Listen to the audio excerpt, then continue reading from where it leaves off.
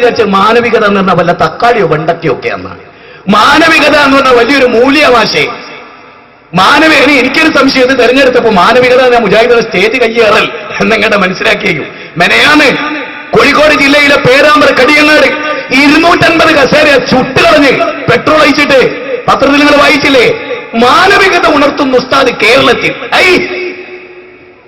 കേരളത്തിന്റെ ചരിത്രത്തിൽ ഒരു മനുഷ്യന്റെ ബോഡി എവിടെയാ കൊണ്ടുപോയി തട്ടിയെന്ന് പോലും അറിയാത്ത വിധം കൊന്ന് ചാമ്പലാക്കിയ അംസ മുസ്ലിയാക്കന്മാര് ജീവിച്ച ആ മർക്കസിലല്ലേ? അല്ലേ? മതിലകം കേസിൽ BJP-ക്കാരനെ തട്ടിയതും ടൈഗർ ബോയ്സ് അല്ലേ? സുന്നത്തുൽ ഇഹ്സാനിയല്ലേ? അല്ലേ? അല്ലേ? 5 BJP പ്രവർത്തകരെ കൊന്നതും ഈ ടൈഗർ ബോയ്സും സുന്നത്തുൽ ഇഹ്സാനിയല്ലേ?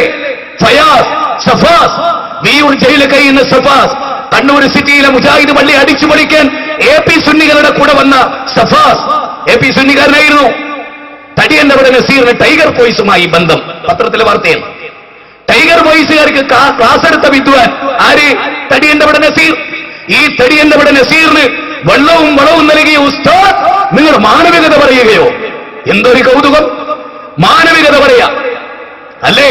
നമ്മുടെ ഈ കരുനാഗപ്പള്ളി കൊല്ലം ജില്ലയിൽ നമ്മുടെ സ്റ്റേജ് കയ്യേറി അടിച്ച് ഇലക്ട്രിക് ലൈനിലേക്ക് കമ്പി വലിച്ചെറിഞ്ഞ് സ്പാർക്കിംഗ് ഉണ്ടാക്കി മുജാഹിദുകളെ കൊല്ലാൻ ശ്രമിച്ച നിങ്ങൾക്ക് എന്ത് മാനവികത പറയാൻ അവകാശം?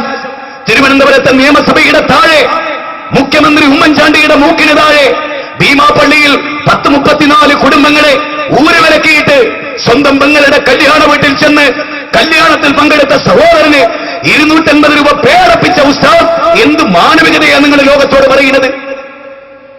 അല്ലേ?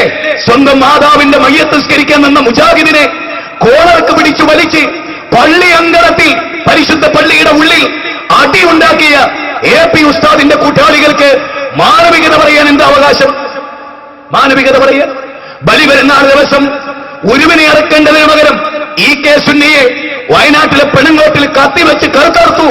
EK സുന്നിയായ മനുഷ്യനെ AP സുന്നികൾ ഓമശ്ശേരിയുടെ മണ്ണിൽ EK സുന്നിയുടെ തലയിലേക്ക് കമ്പിയടിച്ചു കയറ്റി.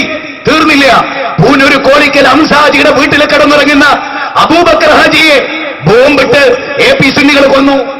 നിങ്ങളാണോ മാനവികത പറയുന്നത്? മാനവികത പറയാൻ നിങ്ങൾക്ക് എന്ത് അവകാശമാണുള്ളത്? മനുഷ്യരെ മനുഷ്യരായി കാണാനും സ്നേഹിക്കാനും കണ്ട സലാം പോലും മടക്കാത്ത അസ്സലാമു അലൈക്കും ഞങ്ങൾ AP സുന്നിയ. ഈ AP സുന്നിയല്ലടോ, എനക്ക് ചന്നിയാ, ചന്നിപ്രാന്ത്. അസ്സലാമു അലൈക്കും നല്ല ബർക്കത്തോടു കൂടി പറഞ്ഞു ഞാൻ AP സുന്നിയാണ്. അതെന്നാ എന്റെ കുഴപ്പവും ഈ AP സുന്നിയായത്? വേറെ എന്തായാലും എന്നെ കുറിച്ച് പ്രതീക്ഷിക്കാം, നന്നാവുന്നു. മനസ്സിലായോ? വല്ലാത്തൊരു കേഡർ പാർട്ടി കേട്ടോ ഈ AP സുന്നി എന്ന് പറഞ്ഞ്.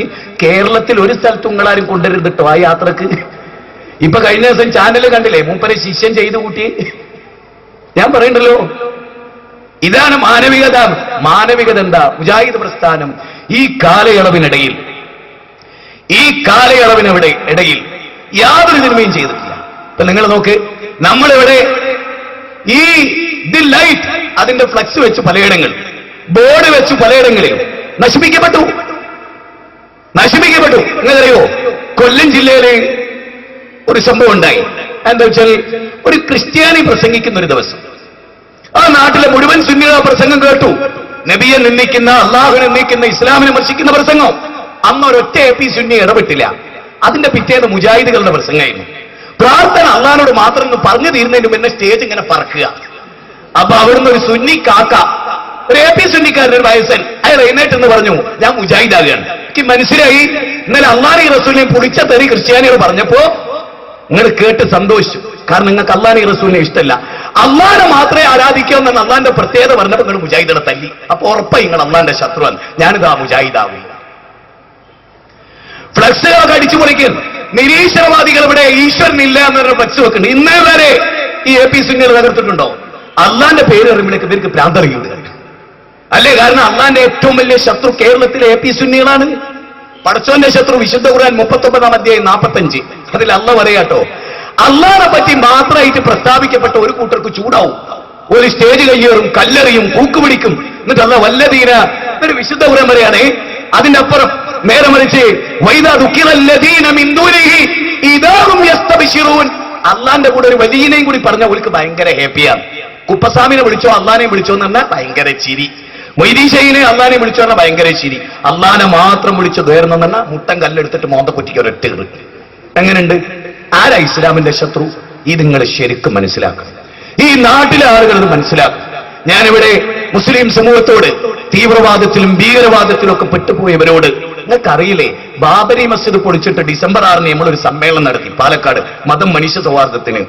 പോലീസും ഡിപ്പാർട്ട്മെന്റും ഇന്ത്യയുടെ പാർലമെന്റ് വരെ ആ സമ്മേളനം ഉറ്റുനോക്കി. ആ സമ്മേളനം പൊളിക്കാൻ ശ്രമിച്ച ഏക ടീം ഏതറിയോ?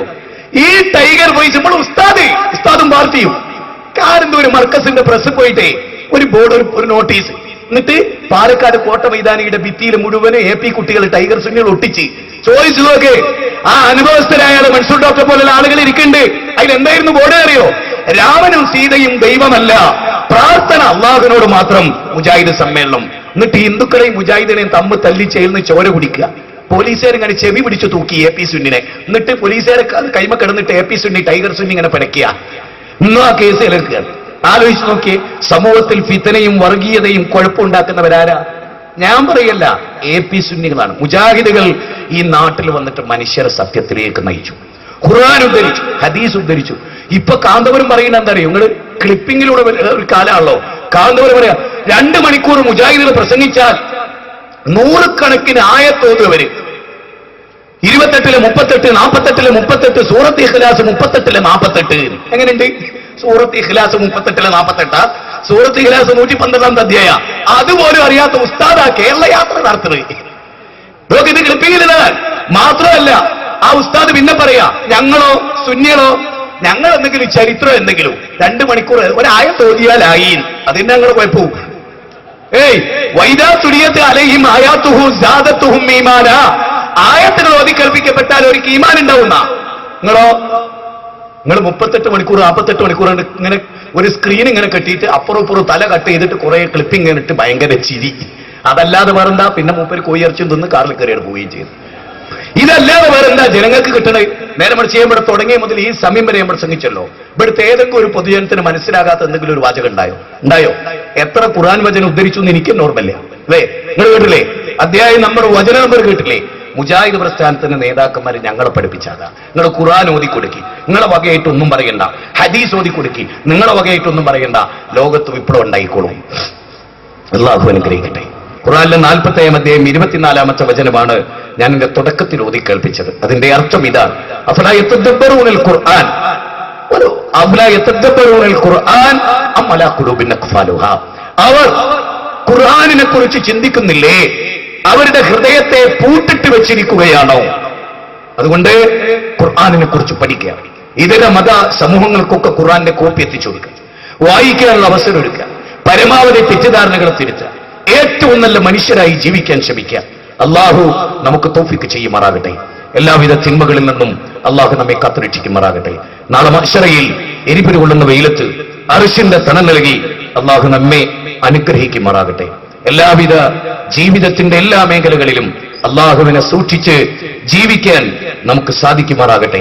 സഹോദരങ്ങളെ, ജീവിതത്തിന്റെ ഏതേത് മണ്ഡലങ്ങളിലും നന്മ നിറഞ്ഞ് ത്യാഗനിർഭരമായ ഒരു ജീവിതം നയിക്കാൻ നമുക്ക് സാധിക്കുമാറാകട്ടെ. ന്യൂനപക്ഷ തീവ്രവാദങ്ങളിൽ നിന്നും ഭൂരിപക്ഷ തീവ്രവാദങ്ങളിൽ നിന്നും അള്ളാഹു നമ്മെ കാത്തുരക്ഷിക്കുമാറാകട്ടെ. റബ്ബനാ ഹബ് ലനാ മിൻ അസ്വാജിനാ വദുർരിയാതിനാ ഖുർറത അഅ്യുനിൻ വജ്അൽനാ ലിൽമുത്തഖീന ഇമാമാ. റബ്ബനാ ലാ തുസിഗ് ഖുലൂബനാ ബഅദ ഇദ് ഹദൈതനാ വഹബ് ലനാ മിൻ ലദുൻക റഹ്മ ഇന്നക അൻതൽ വഹാബ്. റബ്ബനാ ആതിനാ ഫിദ് ദുനിയ ഹസന വഫിൽ ആഖിറതി ഹസനത വഖിനാ അദാബൻ നാർ. ആമീൻ ബിറഹ്മതിക യാ അർഹമർ റഹീമീൻ. السلام عليكم ورحمة الله وبركاته. دستورنا القرآن وديننا الإسلام، أركانه الجليلة دعائم الفضيلة،